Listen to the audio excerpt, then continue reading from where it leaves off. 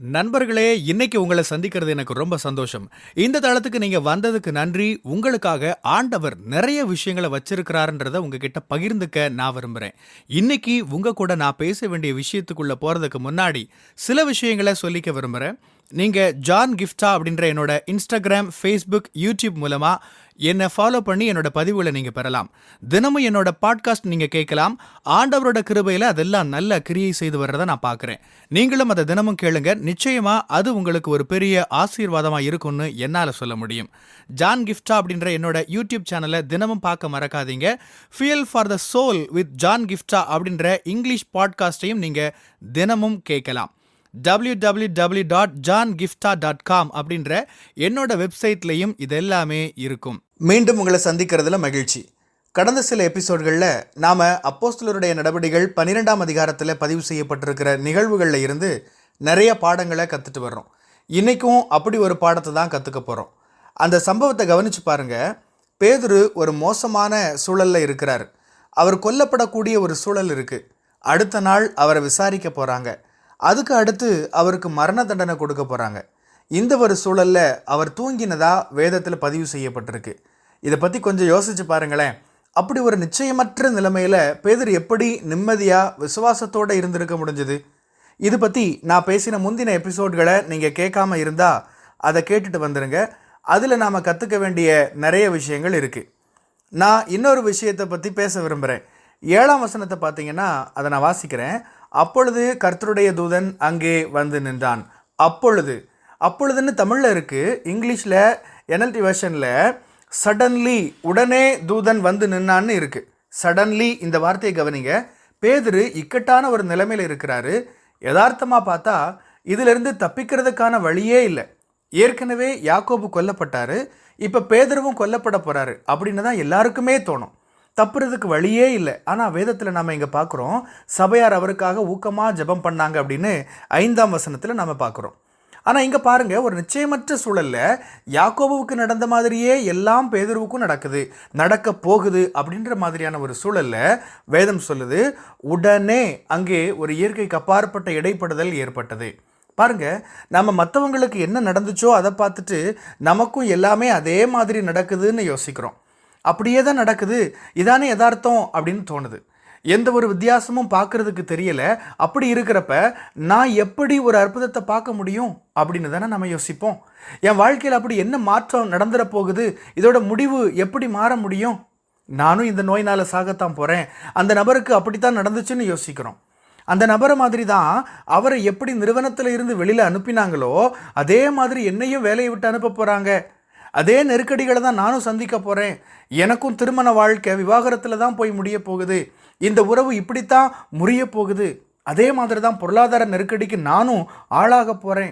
என் குழந்தையால் அதே மாதிரி பிரச்சனையை நானும் சந்திக்க போகிறேன். இப்படிலாம் நாம் நினைக்கிறோம். ஏன்? மற்றவங்களுக்கு நடந்த மாதிரியே அப்படியே நமக்கும் நடக்கிறதுனால அப்படி நினைக்கிறோம். ஏன்னா எதுவுமே மாறலை, அப்படியே தான் இருக்குது. பேதுரு அங்கே இருக்கிறாரு, எதுவும் மாறலை. சங்கிலிகள் போட்டு கட்டியிருந்தாங்க, காவலாளிகள் இருந்தாங்க, அதிகாரத்தில் கூட அதே நபர் தான் இருக்கிறாரு, எதுவும் மாறலை.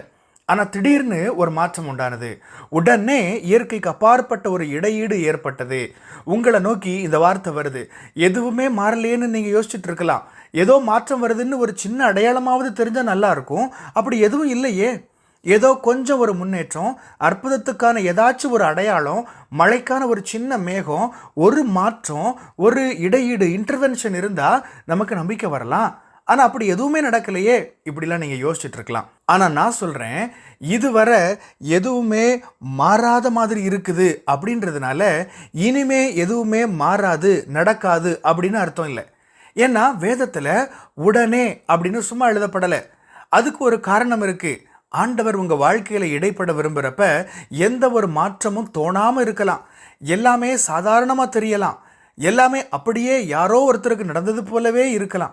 இன்னொருத்தர் எப்படிப்பட்ட ஒரு நிலைமைக்கு போனாரோ அதை நோக்கியே நீங்களும் போயிட்டு இருக்கிற மாதிரி தோணலாம்.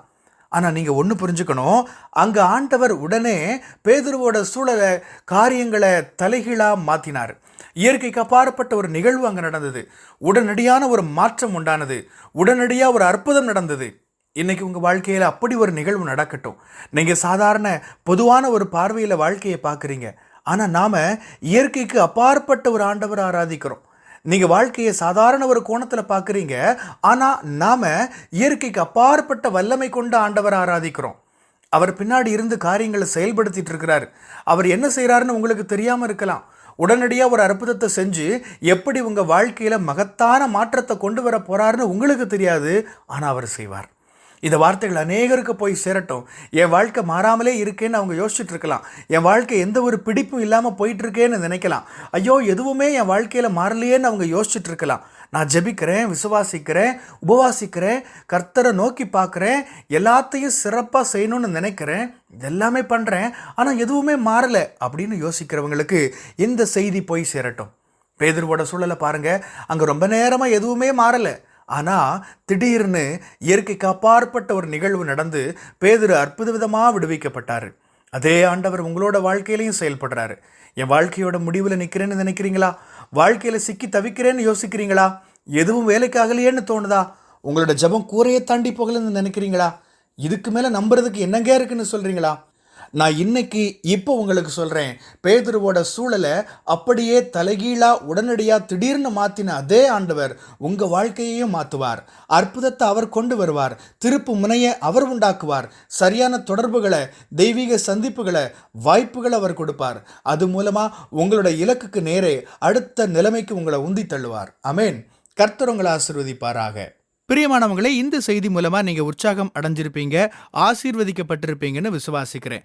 திரும்பவும் ஞாபகப்படுத்துறேன், நீங்க ஜான் கிஃப்டா அப்படின்ற என்னோட இன்ஸ்டாகிராம், ஃபேஸ்புக், யூடியூப் மூலமா என்னை ஃபாலோ பண்ணி என்னோட பதிவுகளை பெறலாம். ஜான் கிஃப்டா அப்படின்ற என்னோட யூடியூப் சேனலை தினமும் பார்க்க மறக்காதீங்க. Fuel for the soul with John கிஃப்டா அப்படின்ற இங்கிலீஷ் பாட்காஸ்ட்டையும் நீங்கள் தினமும் கேட்கலாம். பாட்காஸ்ட் எபிசோடுக்கு நீங்கள் உங்களோட ரேட்டிங், ரிவ்யூ கொடுத்து ஷேர் பண்ண மறக்காதீங்க. www.johngifta.com அப்படின்ற என்னோட வெப்சைட்லையும் இது எல்லாமே இருக்கும். இந்த ஊழியத்தால் நீங்கள் ஆசீர்வதிக்கப்பட்டிருந்து மற்றவங்களுக்கும் இதே ஆசீர்வாதம் சேரணும்னு விரும்பினா நீங்களும் எங்க கூட சேர்ந்து ஆண்டவரோட ராஜ்யத்தை கட்டுற இந்த பணியை உங்களோட நிதி ஆதரவு மூலமாகவும் தாங்கலாம். கூகுள் பே அல்லது நெட் பேங்கிங் அல்லது பேபால் மூலமா நீங்க ஆதரவு தரலாம். எல்லா விவரங்களையும் டிஸ்கிரிப்ஷன்ல நீங்க பார்க்கலாம். ஆண்டவர் உங்களை ஆசீர்வதிப்பாராக.